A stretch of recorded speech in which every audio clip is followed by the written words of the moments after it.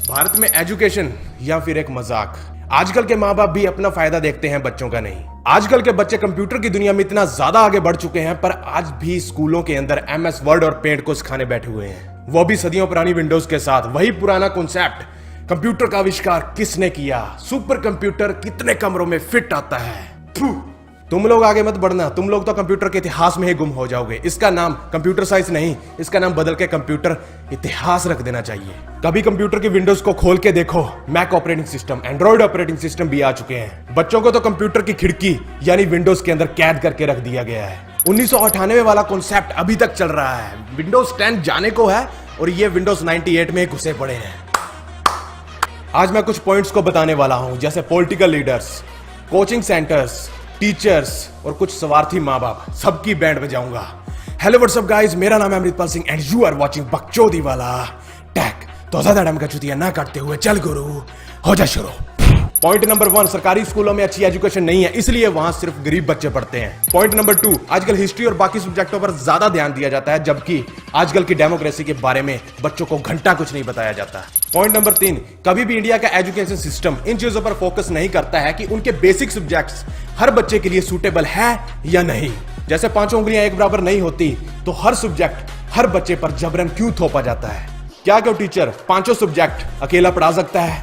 नहीं ना, हर एक टीचर हर एक सब्जेक्ट में ही परफेक्ट होगा, वैसे ही हर बच्चा हर सब्जेक्ट में कैसे बेस्ट हो जाएगा। पॉइंट नंबर 4, बच्चे का IQ लेवल 14 की उम्र से शुरू हो जाता है और वो तब तक 10वीं क्लास में पहुंच जाता है। अरे यही तो वक्त होता है, तब तो उसे अपने मनपसंद सब्जेक्ट लेने दो।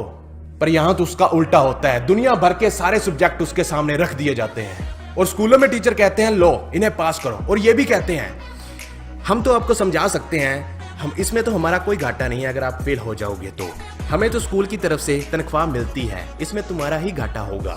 बच्चे को मोटिवेट तो क्या करना है, बच्चे की फाड़ के रख देते हैं ये लोग, बच्चे पर पूरा प्रेशर बनाते हैं। अगर बच्चे को 10वीं क्लास से ही पसंदीदा सब्जेक्ट दे दिए जाएं तो वो बिना प्रेशर के पास होकर दिखाएगा, और ये मैं गारंटी देता हूं। पॉइंट नंबर 5, सबसे ज्यादा आत्महत्या बच्चे कोचिंग सेंटरों में जाकर करते हैं, और ये बात बिल्कुल सच है।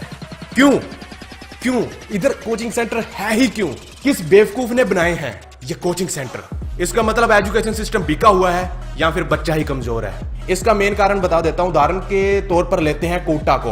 कोटा में भर भर के कोचिंग सेंटर खुले हुए हैं। वहां के कोचिंग सेंटरों में 90 बंदे फेल हो जाएं और एक गलती से भी पास हो गया तो भाई लोग, ये लोग क्या करते हैं कोचिंग सेंटरों वाले, उनकी फोटो और पोस्टर चिपका कर अपना धंधा तोड़ते हैं, धंधा चलाते हैं। अरे बाकी के जो 90 फेल हुए हैं उनको तुम्हारा बाप दिखाएगा। और हाँ, वहां जाकर सुसाइड क्यों होते हैं, इसका मेन कारण जाता है कुछ स्वार्थी माँ बाप के ऊपर। अब ध्यान से सुनना, लाइट्स डाउन। शर्मा जी के लड़के ने इस बार टॉप किया है उस फलाना ढिमकाना कोचिंग सेंटर से। यह बात सुन के बाप आता है अपने घर पे और अपने बेटे को कहता है तू भी वो कर जो शर्मा जी के बेटे ने किया, अगर वो कर सकता है तो तू क्यों नहीं कर सकता? तेरे को करना ही पड़ेगा। मैं जा रहा हूं सुबह, घर को गिरवी रख के तेरे को सेंटर भेजूंगा। अगर घर को बचाना है तो इस बार टॉप करना। हमें भी तो लोगों को बताना है कि हमारा बच्चा उस फलाना ढिमकाना सेंटर में करता है वो फलाना ढिमकाना कोर्स। कुछ स्वार्थ छुपा होता है कुछ माँ बाप का इसके, क्योंकि उन्हें बताना होता है कि हमारा बच्चा ये करता है वो करता है। चलो कोई बात नहीं, लाइट्स ऑन। अब बात आती है बच्चे की। एक तो बच्चे से जबरदस्ती वो चीज करवाई जाती है जिसमें बच्चे की बिल्कुल भी रुचि नहीं होती। ऊपर से घर वालों का प्रेशर होता है और दूसरी तरफ सेंटर वालों का प्रेशर होता है। बच्चा समझ जाता है कि मैं इसमें पास नहीं हो सकता हूं क्योंकि ये चीज मेरे लिए बनी नहीं है, तो वो आखिरी फैसला लेता है अगर मैं ही ना रहा तो सब कुछ सही हो जाएगा, मैं अपने माँ बाप के पैसे क्यों डुबो रहा हूं। और आखिर में वो एक फैसला लेता है, वो सुसाइड कर लेता है, आत्महत्या कर लेता है। और उन माँ बाप को एक मेरा मैसेज है जो ये सब करते हैं, हर सीमेंट की दीवार को देखकर अपनी कच्ची दीवार नहीं तोड़नी चाहिए। आई बात समझ? और इसका दूसरा पहलू जाता है कोचिंग सेंटरों पर। वहां पर जो एजुकेशन के नाम पर जो वसूली की जाती है उससे तो भगवान ही बचाए। क्या सरकार को ये नहीं दिखता? अगर दिखता है तो सरकारी कोचिंग सेंटर क्यों नहीं खुलवाए जाते? अरे छोड़ो यार, ये कोचिंग सेंटर है ही क्यों? पॉइंट नंबर 6, सरकार हमेशा कॉन्सेप्ट बदलती रहती है, पहले CBSE और अब CCE। किस बेस पे? पढ़ाई आसान करने के लिए।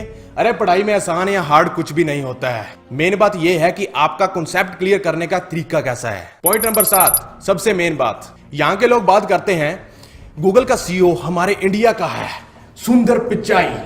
अरे पहले ये तो पता कर लो उसने डिग्री कहां से की है। इंडिया से बाहर निकला तो बेचारा कुछ बन गया, अगर यहीं रह जाता तो। पॉइंट नंबर 8, इंडिया के एजुकेशन से आज तक किसी ने भी कुछ बड़ा नहीं उखाड़ा है, क्योंकि हमारे यहाँ टैलेंट और आईक्यू को देखते हुए नहीं बल्कि पॉलिटिकल बेनिफिट्स को देखते हुए नौकरियां बांटी जाती हैं। जिस दिन इंडियन एजुकेशन सिस्टम इस काबिल हो गया कि वो बच्चे के दिमाग को देखते हुए करंट कॉन्सेप्ट पर एजुकेट करेगा, उस दिन इंडिया का छोटा छोटा बच्चा लोग दुनिया की वाट लगा देगा। और सरकार को एक और स्टेप लेना चाहिए कि पॉलिटिकल बेनिफिट्स को इग्नोर करते हुए टैलेंट और आईक्यू लेवल पर जॉब बांटी जाए। उस दिन इंडिया आगे बढ़ेगा। Lights down. अगर मैंने एक भी पॉइंट गलत बोला है तो नीचे जाओ, कमेंट बॉक्स दिख रहे हैं ना, गालियों से भर दो, जितनी मर्जी गालियां दे सकते हो।